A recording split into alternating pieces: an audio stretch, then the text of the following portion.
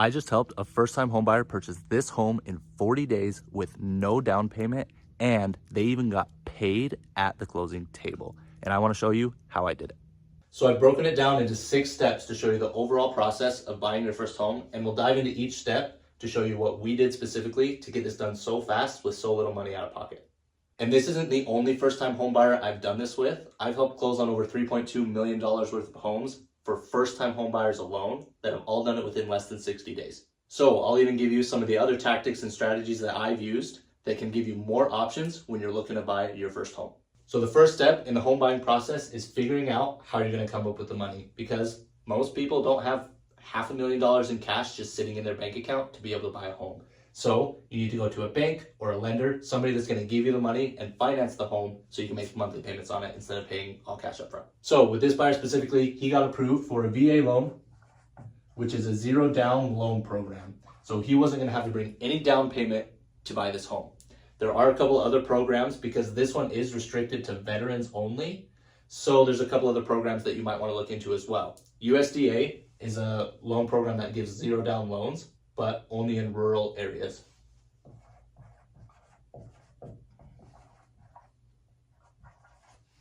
Now there is also a zero down FHA loan, but the qualifications can sometimes get a little tricky, so you'll want to make sure you talk about that option and see if it's something that you could qualify for.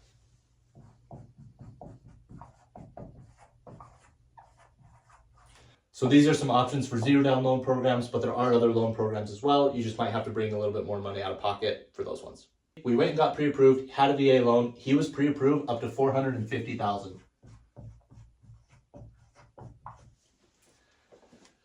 Now, that wasn't necessarily the price that he wanted to pay for a home, because what he really wanted was to keep his mortgage payment under $3,000 per month. Now, I have a little spreadsheet that I use to help me estimate monthly payments based on the purchase price. If that's something you'd be interested in taking a look at, I'll leave a link in the description for that. So if you do the math on a $400,000 home at 6.5% interest, your monthly payment is $3,300. So even at $400,000, he was still over budget from where he wanted to be. Now, one of the really cool things about the VA loan specifically is that they do a lot to cover almost all of the closing costs within the loan. So they are the best program that I've seen to get almost no money out of pocket, because they'll wrap a lot of your closing costs into that loan as well. Now, the really cool thing about this VA loan is that we actually used a seller credit to buy down the interest rate so it wasn't quite so high. But the home that he ended up buying was $456,000. But the cool thing about this was we got a seller credit for 4% of the purchase price, and that bought down the interest rate a ton, and that was able to get him under $3,000 per month. So even though this was a lot higher than that, we were able to buy down the interest rate with a huge seller credit, which ended up being a little bit more than $18,000, to buy down that interest rate and keep him under $3,000 a month on a home that he thought he'd never be able to afford. So the financing can get a little tricky sometimes, and there's a lot of things to consider with it. There's how much down payment are you bringing? What's your interest rate? Can you get any seller paid closing costs to cover the lender fees, to buy down the interest rate? Is there any way to lower those monthly payments? And if you're not putting any money down on the loan, you're gonna have a little bit higher monthly payments than if you do put money down. But it may not change as much as you think, so it's definitely something you should think about. If I put no money down versus if I put 3% down or 5% down, how does that actually change the monthly payments? It might not change it as much as you think. And there's even a couple other strategies that I've used in the past, such as getting gift funds from a relative. So say you're looking to buy a home, your parents have $5,000, $10,000 cash saved up. If they are willing, they can give you that money for the down payment for the home so that you don't have to bring as much out of your own pocket. There's also other ways to come up with the money as well, whether it's using 401k funds for a down payment. There are down payment assistance programs. There's one here in Utah that's specifically for new construction homes for first-time home buyers. So there are options for coming up with that down payment and figuring out how you're going to be able to get that money to be able to buy a home. So the second step in the home buying process is home tours and making offers on homes. Now, when you're touring the homes, there's some red flags that you definitely want to look out for. These are my top 3 that you always want to look for. First one is foundation issues. The foundation of the home, what the home sits on, can have a huge impact on the home. It can cost you a ton of money. So you always want to check the foundation. We do get inspections after getting under contract on the home. So it's not something that you have to know for sure before offering on the home, but you want to make sure your inspector has had a good look around the foundation before you actually close on the home. The second one is mold. Now, a lot of times mold is really difficult to figure out because if you can see some mold on the wall, there might be mold behind that wall as well. So it's really tough to know how much mold is actually in the home, and is it getting into the vents? Is it getting into the attic? Is there mold in the basement that's kind of spread throughout the basement? It's really a tough one to figure out, but you definitely want to check for signs of mold because if you see it, that's definitely something that you need to make sure you're aware of before actually closing on the home. And the third one that you really want to look out for is roof issues. Now, the reason I bring these 3 up the most is because they are the things that will cost you the most money if they're overlooked. And again, like I said, we'll have an inspector out after you get under contract on a home, but you want to give these at least a quick look on the first home tour to make sure that you don't see anything visual right off the bat. Because if you do see that, maybe you need to think about it a little bit more before you make the offer. And after you've toured some homes, you find the home that you actually want to make an offer on, there's some questions that you can ask to help you decide what kind of offer to make. One of the big things that you want to look out for is the date, we call it days on market. So how long has the home been sitting on the market relative to other homes that have been selling? For example, if most of the homes selling in the area are selling within 90 days and this home's been on it for 100, 110 days, they might be more likely to negotiate on price and come down on price because it's been sitting 2 months longer than everybody else and they're tired of waiting. You also want to know when you're offering if there's any other offers on the home. Now, depending on how long it's been sitting on the market, depends on how likely you are to actually have other offers on the home as well. But you'll want to know if you're going to be competing with other people on your offer. So you know how strong to come in on the initial offer versus how much you can lowball them on the first offer. Then there's a few offer specific terms that you can ask about. You can ask them if there's any specific earnest money deposit amount they want. You can ask them if there's any specific closing timeline. And I actually really like that one because that helps you to know if they have another house under contract that they're going to need to be flexible on the closing, or if they just say whatever, then it doesn't matter for them and closing date can be totally within your control. So you want to kind of figure out what they're really looking for. If it's flexible closing, if it's more earnest money, if they just want price and that's it, or if they're starting to get tired of waiting, they might even take a little bit lower price because they just want to get it sold. So with this most recent buyer, they bought this home and they were going to need a lot of closing costs to pay for the seller to buy down their interest rate, like I said before. So with this offer, we had decided we were going to go full price offer and ask them to pay all of our closing costs, which ended up being a little bit over $18,000. Now, what we kept in mind before making this offer was how long it was on market. It had been on market for 87 days at the time that we offered. Most of the homes in the area were selling at around 60 days on average, so this one had been sitting a little longer. We had also talked to them before and they had said they had a lot of people come in, but some people just didn't like the finishes. They didn't like the countertops and didn't want to have to replace them later. They didn't like the flooring, whatever it was. And so there were a couple things in there that we knew they were going to replace anyway to try and get someone to buy it. So we said, okay, we'll give you a full price offer. We need you to pay these closing costs, but you don't have to change any of these things that these other buyers asked for.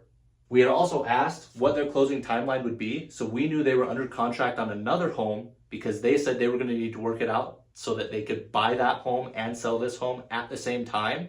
So they wouldn't be stuck in limbo, not having anywhere to live for a few days. So with knowing some of these things, we were able to come up with a pretty strong offer initially, and then that will take us into step 3, negotiating that offer and going back and forth with the seller to figure out the perfect terms and price for both parties. So this brings us into step 3. We made our offer and now we're entering negotiations to figure out what's the price, what's the terms that we can make both people happy. Now, I came up with this and I think about it as a way for negotiating. Say you offer to buy something for a dime. They say no. but you offer 2 nickels, which may seem more attractive to them, but actually doesn't change anything at all. And if you can find terms within the process of making an offer that changes nothing for you, but makes it better for them, that's a win for you because you lose nothing and they gain something. Whether or not actually it's money or it's just psychological, they get more certainty, they have less risk, something like that, that keeps you where you want to be and still gives them something that they benefit from. Now with this offer, we came in asking for a lot of seller credits, but we were also saying you don't need to make repairs that some other buyers have asked you to make in the past. Now, $18,000 is still a lot of money to cover for a loan. We made our initial offer. They came back with a counter offer asking for what's called a time clause. Basically, they wanted to conditionally accept our offer, but have 5 days to try to solicit an offer from one of the previous buyers. So they wanted to basically use our offer to leverage other offers from other buyers. We didn't want that to happen. We don't want anyone to come in and try to scoop this deal out from under us. So what we did is we said, no, we don't want a time clause, but we will give you a non-refundable earnest money as soon as you accept the offer. And we will also give you another non-refundable earnest money deposit after the appraisal. Now, the reason that this kind of follows this same tactic is if you're putting down earnest money, that goes towards the amount of money that you're going to need to get out at the closing table anyway. With the initial loan structure, the buyer is going to have to come up with $1,000 out of pocket to cover the rest of the closing costs that the $18,000 didn't cover. So we made our initial earnest money deposit non-refundable, and we were pretty confident that we were going to be able to close on the home. So we weren't worried about losing that money because we knew we wanted to buy the home and it was going to go at the closing table towards the loan anyway. And then we also offered an additional earnest money deposit after. So we didn't deposit the $1,000 up front. We did $750, and then we were going to do another earnest money deposit later in the transaction. So it was still going to cover his $1,000 that he needed to come up with, same terms, but he just did it in a different way that made the seller feel more comfortable and confident being able to accept that offer. It took risk off their plate, so they knew that even if we backed out, they'd still get a little bit of money during that transaction. Now, earnest money isn't the only tactic that you can use to change the terms of your offer and make it more attractive to a seller. You can change the price, you can change the closing timeline. There's a few different things you can change. And I actually have a framework that I wrote out for this. So if you want to see that framework and read more about how I think about offers and how I write my offers, I'll leave a link to that in the description as well. Now this takes us into step number 4, which is the due diligence period of the transaction. So we got the offer accepted. Now we have to go through making sure that the home actually meets the standards that we want for the home, that it's in good shape, and that we do everything that we need to within the contract to make sure everything's legal and that we don't have any problems after the closing. So once you have the offer accepted, you have to deposit that earnest money so that it stays in a third-party account until the day of the closing. Now, this is supposed to be a magnifying glass. I don't know why I'm drawing this stuff. I suck at drawing. But the reason I drew this is for inspections and appraisals. So the inspector will take a look at everything in the home and let you know if they find any problems at all with any appliances, with any plumbing, with any electrical, any of it. And the appraisal as well, they'll come out and make sure that the value of the home is within the realm of what you offered, because the lender's only going to loan you a certain amount of money based on the price of the home. If the home isn't worth $450,000, but you offer $450,000, the appraiser can come in and say, hey, this is actually only worth $425,000. We can't give you a loan because that's too much money.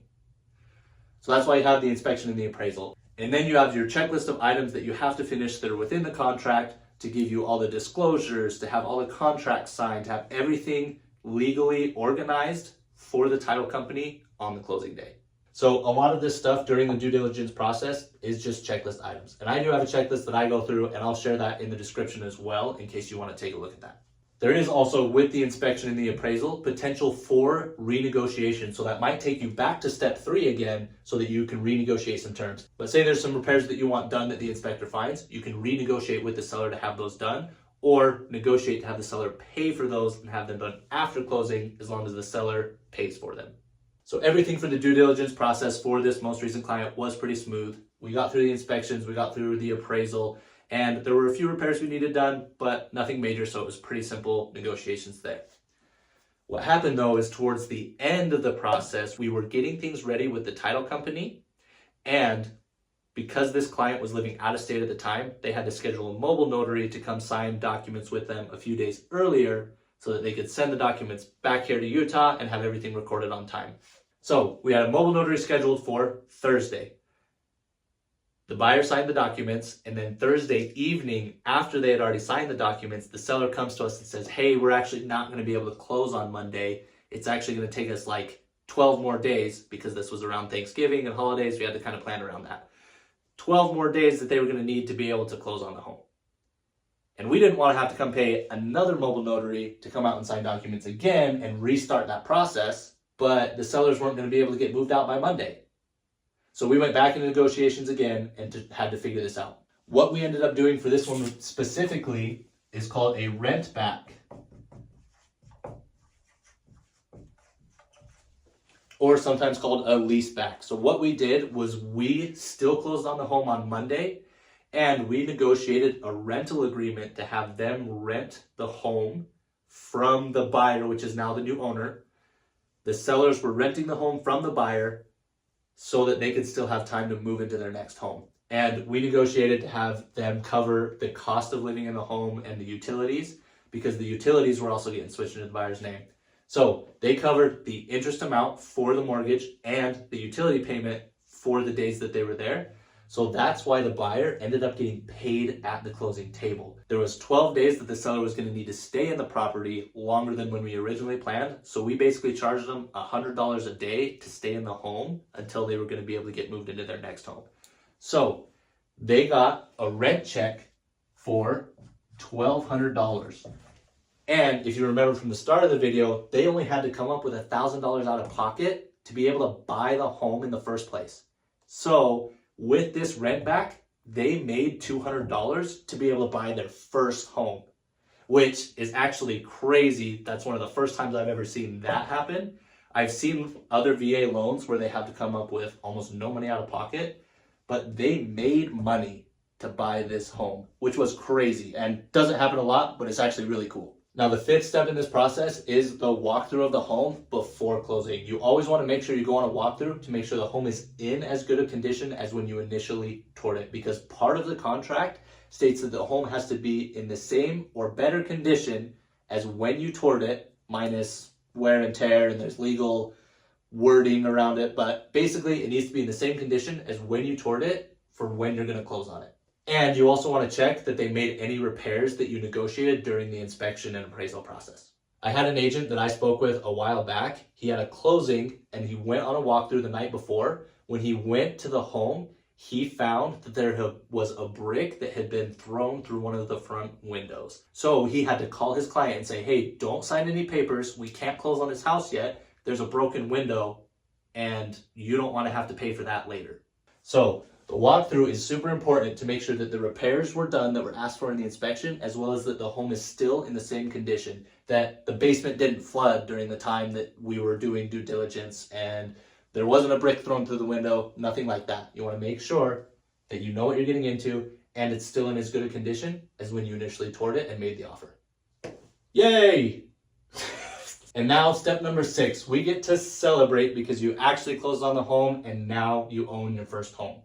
Now, like I mentioned before, I've helped first-time home buyers do this on $3.2 million worth of homes, all of them within less than 60 days. And I'm so confident in this process that if you decide to buy a home with me, I'll guarantee a closing within 60 days. You'll pay nothing up front, and if I don't help you close within that 60 days, I'll pay you. There will be limited space for this because I will only be able to take a certain number of qualified buyers at any given time.